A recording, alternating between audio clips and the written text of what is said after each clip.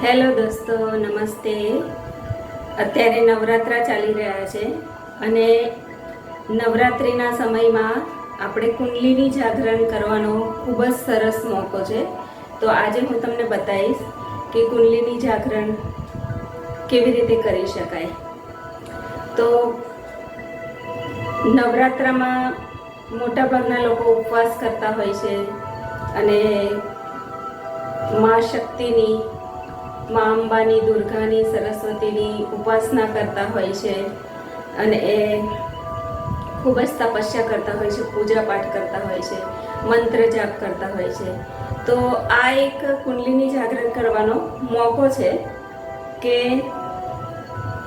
જેટલી આપણે તપસ્યા કરીશું, જેવી રીતે આપણા સાધુ સંત પૂરી જિંદગી તપસ્યામાં, ગુફાઓમાં તપસ્યા કરી અને પોતાની જિંદગી પસાર કરતા હોય છે, ત્યારે એમને અલૌકિક શક્તિની પ્રાપ્તિ થતી હોય છે.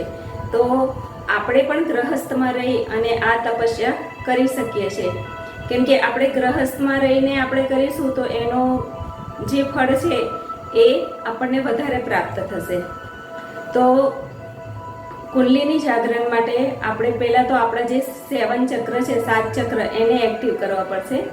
જેવા કે આ સહસ્ત્રાર ચક્ર છે, આજ્ઞા ચક્ર છે, વિશુદ્ધ ચક્ર, હૃદય ચક્ર, મણિપુર ચક્ર, સ્વાધિષ્ઠાન ચક્ર અને મૂલાધાર ચક્ર. તો કુંડલીની શક્તિ એ આપણા મૂલાધાર ચક્રમાં બિરાજમાન છે, જેને આપણે એને મા લક્ષ્મી, મા દુર્ગા, જે પણ નામ આપી શકો. કેમ કે કુંડલીની બહુ જ મહાન શક્તિ છે અને એ જાગૃત થવાથી આપણ અંદર અલૌકિક શક્તિઓની પ્રાપ્તિ થતી હોય છે. તો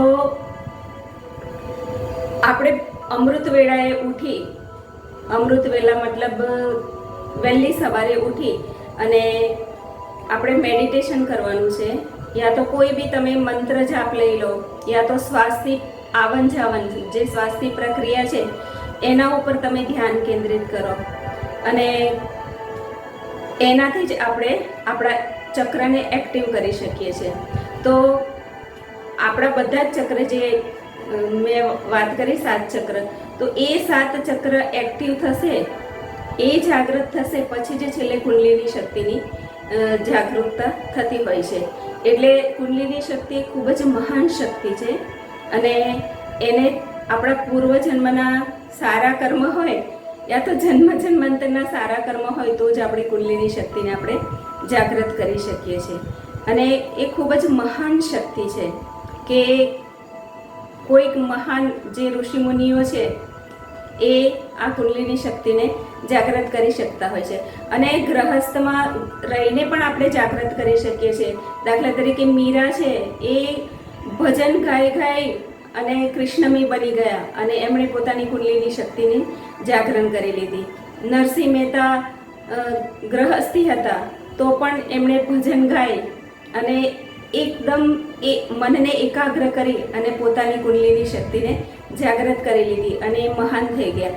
તો એ રીતે ઘણા ઋષિ મુનિઓ તપસ્યા કરી અને મા કુંડલીની શક્તિને જાગૃત કરતા હોય છે. તો આપણે પણ પ્રયત્ન કરવો જોઈએ, ધ્યાન, યોગ, તપસ્યા અને ઉપાસના કરીને. તો આ જે 9 દિવસની તપસ્યા છે એ આપણા માટે ખૂબ જ મહાન મોકો છે. અને એવું નહીં કે 9 જ દિવસમાં આપણને થઈ જાય. જેવી 9 દિવસ તપસ્યા કરીએ છીએ એવી સતત આપણે તપસ્યા કરતા રહેવાનું છે. અને કુંડલીની શક્તિ એ એક માતૃશક્તિ છે, જે સ્ત્રી શક્તિ છે. તો આપણે દરેક સ્ત્રીઓ માટે આપણી દ્રષ્ટિ, વૃત્તિ અને કૃતિ એને આપણે શુભ રાખવાની છે, કે બધાના માટે શુભ ભાવના રાખવાની છે. અને આપણા ઘરમાં જોઈએ તો આપણા માતૃશ્રી, બહેન, પત્ની, બેટી એ પણ એક સ્ત્રી શક્તિ છે. અને સ્ત્રી શક્તિ માટે જેટલું પણ તમને માન સન્માન હશે તો તમે તમારા ઘરમાં પણ મા સરસ્વતી, મા દુર્ગા, મા અંબા કે મા ખોડિયાર, જે પણ મા સરસ્વતી, લક્ષ્મી, બધાને આ તમે ઘરમાં નિહાળી શકશો. કેમ કે એ સ્ત્રીમાં આ વિશેષ શક્તિઓ હોય છે અને કુંડલિની એ સ્ત્રી શક્તિ છે. એટલે સ્ત્રી શક્તિને જાગૃત કરવા માટે દરેક સ્ત્રી માટે સારી ભાવના રાખવાની છે.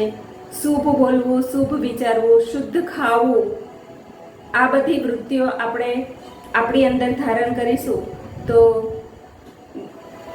ભવિષ્યમાં આપણે કુંડલીની શક્તિને પણ જાગૃત કરી શકીશું. એટલે એવું જરૂરી નથી કે આપણે કુંડલીની જાગરણ કરવા માટે ગરબા છોડીને જંગલમાં જતા રહેવું. ગ્રહસ્થમાં રહીને પણ આપણે કુંડલીની શક્તિને જાગૃત કરી શકીએ છીએ. તો દોસ્તો, આ વિડીયો મારો થોડો બી તમને સારો લાગે તો મારી ચેનલ શાંતિ નરેશ ઓફિશિયલને સબસ્ક્રાઈબ કરજો, શેર કરજો, લાઈક કરજો અને કોમેન્ટ કરજો. ખૂબ ખૂબ આભાર. Thank you.